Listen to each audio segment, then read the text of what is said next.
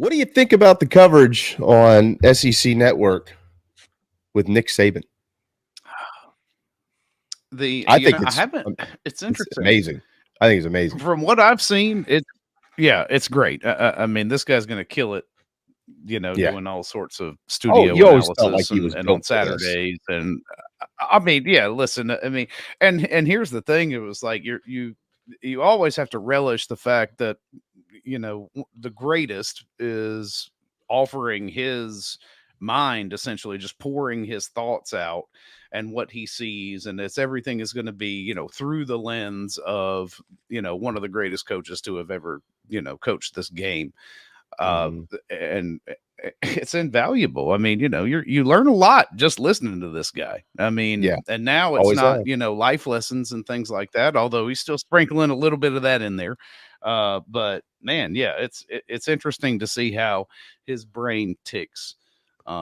Always respected Nick Saban, always loved what he had to say. Everything is, just, I mean, it's hard. He hardly ever takes a misstep.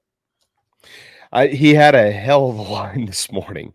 The Kirby Smart took a little bit of a shot at him on the podium and said, well, I got in without having to show any credentials, unlike Coach Saban yesterday. And Laura asked him, what's your response to that, Coach? He said, well, you're only as good as your last play.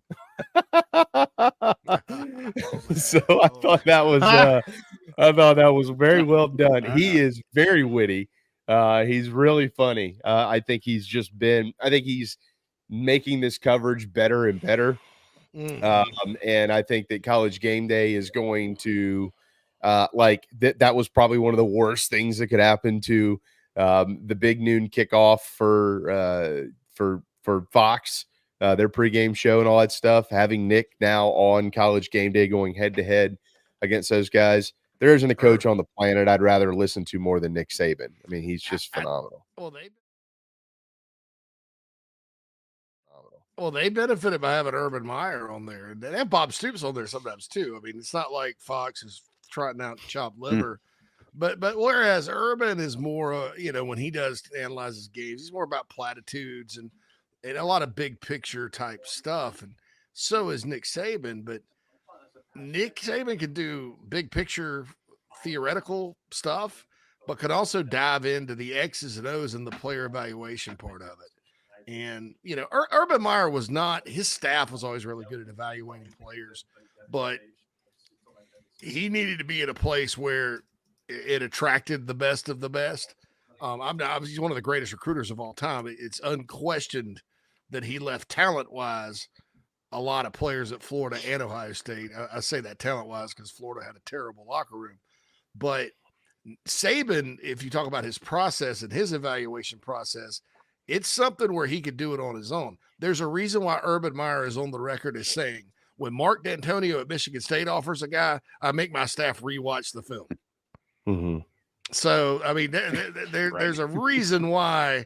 And Nick Saban's not saying that because D'Antonio learned from Saban, coached under Saban, and they just kind of do their own thing. So it's very interesting. There's a kind of a biography on YouTube about Nick Saban right now, about his whole life and the process, and it's interesting in recruiting. They'd rank guys 5 through 8, and the 5s were guys they weren't going to take.